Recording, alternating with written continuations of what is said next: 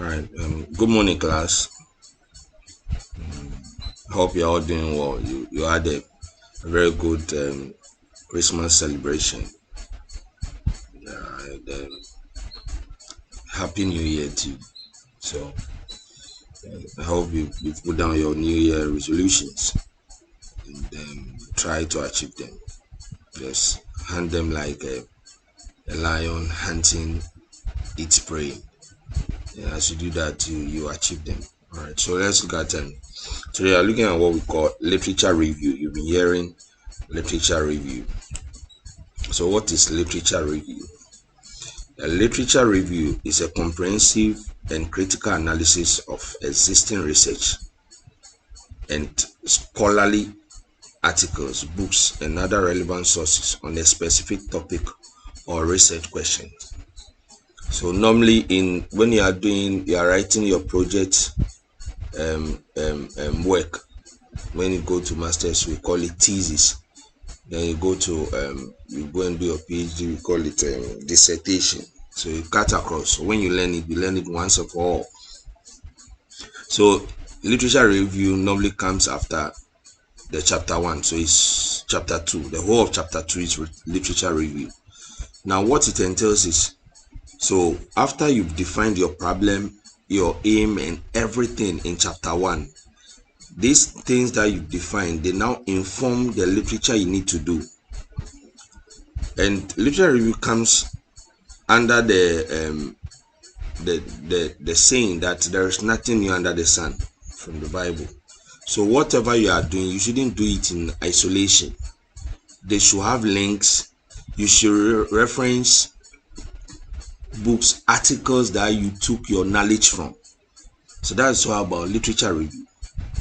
So you see, it's a comprehensive and a critical analysis of existing research. You see, so when you are doing critical analysis on a research that has already been done, existing research, trying to source out some informations so that it will make your work good. That's what we call literature review. Now, it provides an overview of the current state of knowledge or the topic, identify gaps and inconsistencies in the existing research, and set the stage for further research or investigation. So it provides an overview of the current state of knowledge on the topic. So let's say you are talking about why centrifugal pumps don't last. Maybe after every 6 months you need to do maintenance on centrifugal pumps. So now in the literature review, you have to now talk about centrifugal pumps. Where are you going to talk about them? People have written papers, people have written journals, people have written articles about centrifugal pumps. So you define centrifugal pumps, the types, everything. So literature review, you open your mind, everything that comes to your mind, but make sure it's in link. You shouldn't talk about centrifugal pumps, then the types of centrifugal pumps, then you jump how to maintain centrifugal pumps without even talking about how centrifugal pumps work. You get it? So when you are doing those investigations, you are looking at identifying gaps. So if they say identifying gaps are works that has not been done. So maybe someone has described, he has done the research on how centrifugal pumps work, but he has not talked about why they are maintained, maybe every 4 months, every 6 months. So when you do those things, when you see that maybe 3 papers that you read, they all talked about how centrifugal pumps work, but they didn't talk about how they are maintained. If you do a research on maintaining it, the gaps, when you say identify gaps are the same as the problems you identify. Okay, so when I identify this problem and I'm trying to solve it, the things you read about that problem is what we call the literature review.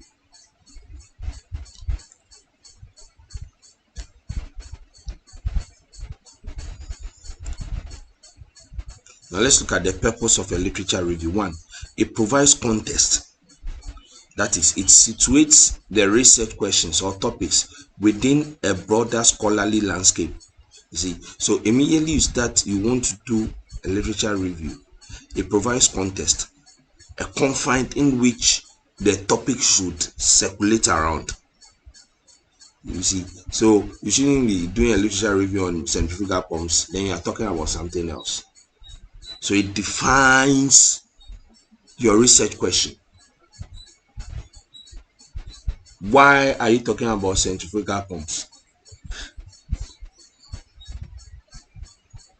See, so these are the purposes of a literature review.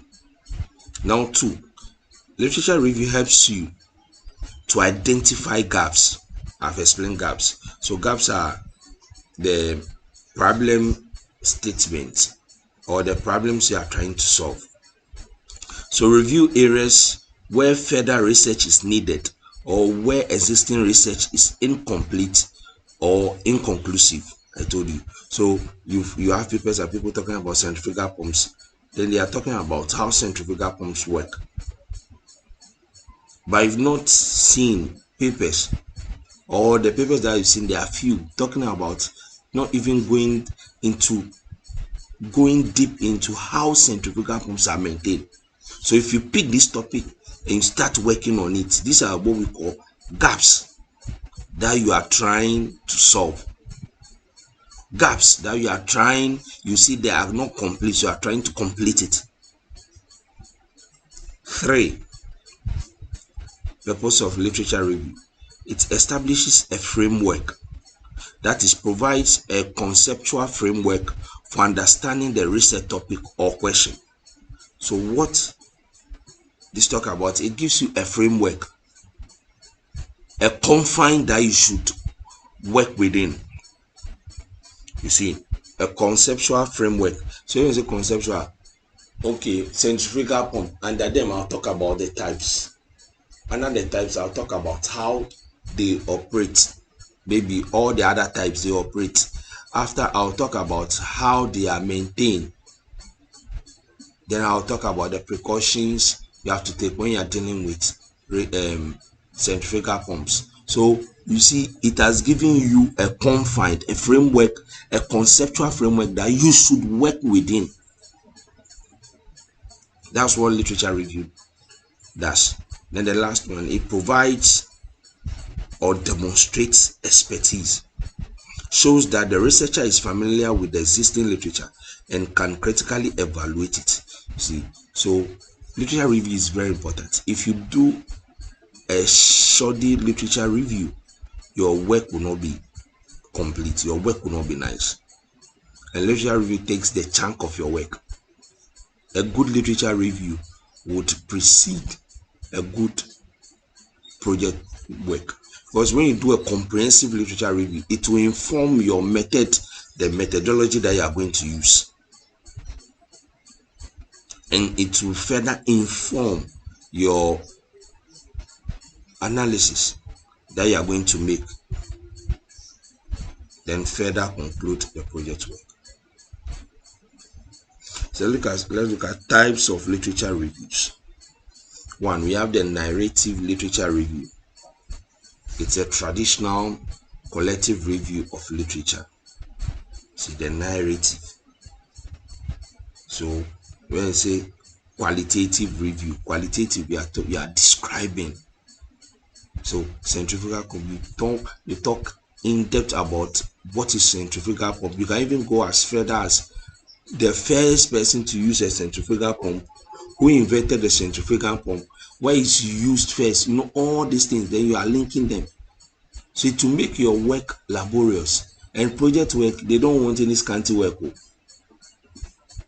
No, they don't.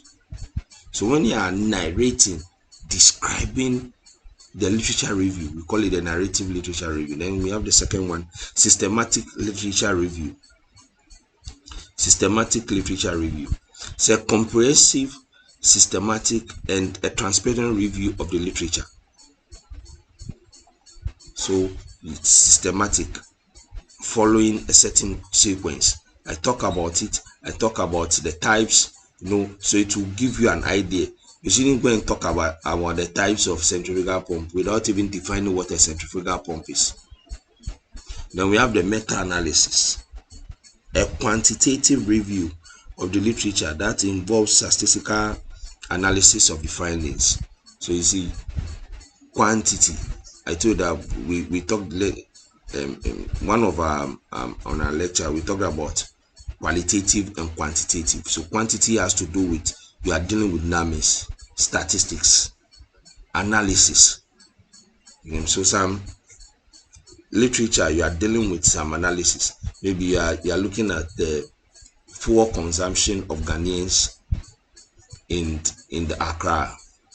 So when you are dealing with, okay, people at the age of maybe between 30 to 50, they consume, let's say, 80% of the fuel. You see, 80% is you are trying to quantify the consumption, and you are doing analysis. Okay, they use it because most of them between the ages of 30 and 50, they have cars, they are driving, so they are consuming more. But below 30 years, most are students, so they consume less. Then from 60 to 100, they are old men. Not all have the power to drive.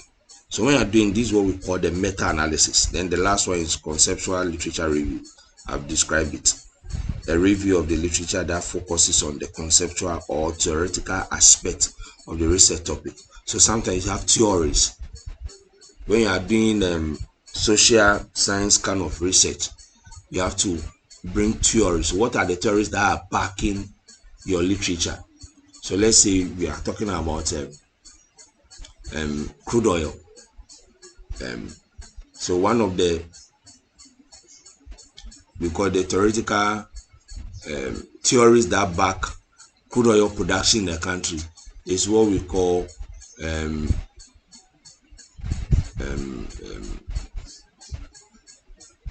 we have a theory that is very common, whereby the crude oil, the revenue that is generated from the crude oil does not impact the economy of the people.